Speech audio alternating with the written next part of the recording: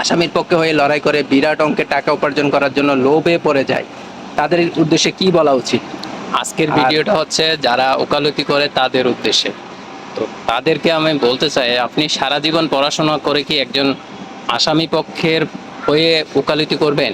আর আপনি জানেন যে আসামি অপরাধী এবং যার সাথে অপরাধ হয়েছে তার একটা ন্যায় বিচার পাওয়ার অধিকার আছে, এবং সে অবশ্যই তার একটা কোনো একটা পরিস্থিতির মুখোমুখি হয়েছে এবং ক্ষতিগ্রস্ত হয়েছে, যার জন্য এই মামলাটা হয়েছে।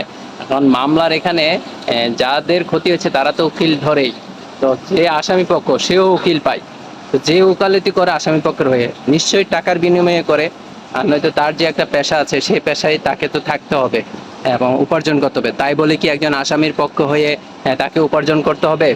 তো এখন আমার প্রশ্নটা হচ্ছে যে সারা জীবন এই উকালতি ন্যায় বিচারের জন্য যে ল পাস করলেন, শেষ পর্যন্ত আসামিদের হয়ে যে আপনি উকালতি করেন, আপনার নৈতিকতা আদর্শ, আপনি কি একজন সৎ জীবিকা উপার্জনকারী?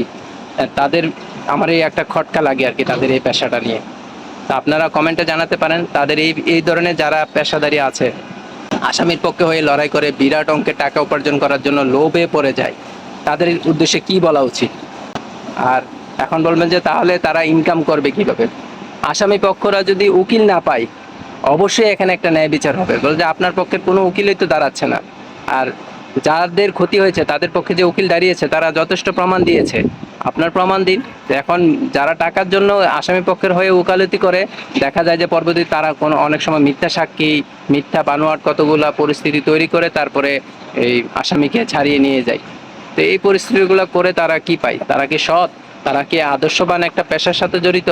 যদি হইতো তাহলে আজকে আসামি পক্ষরা যদি উকিল না পাইতো, অবশ্যই যাদের সাথে ক্ষতিগ্রস্ত হয়েছে, যারা এই যাদের সাথে অন্যায় করা হয়েছে তারা অবশ্যই ন্যায় বিচার পাইতো। আপনারা কি বলেন? কমেন্টে জানাতে পারেন।